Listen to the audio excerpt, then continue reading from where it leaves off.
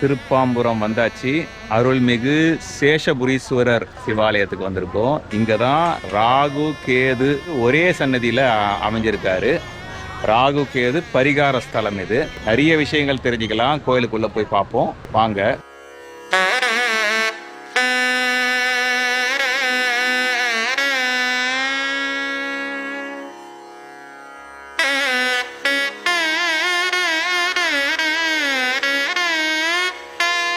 சுவாமிக்கு இங்கே தமிழில் பாம்புரநாதர் அப்படின்னு பெயர் இருக்கு. சுவாமி சன்னதியை போய் அபிஷேக ஆராதனையோட தரிசிக்கலாம்.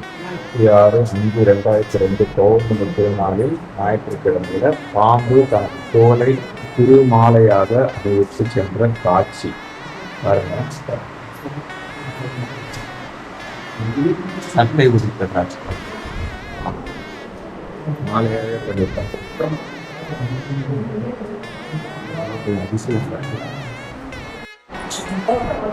பாம்புபுரீஸ்வரர் திருக்கோயிலில் வண்டார் பூங்குழலி என்பது திருமாலையாக காட்சி வந்தது.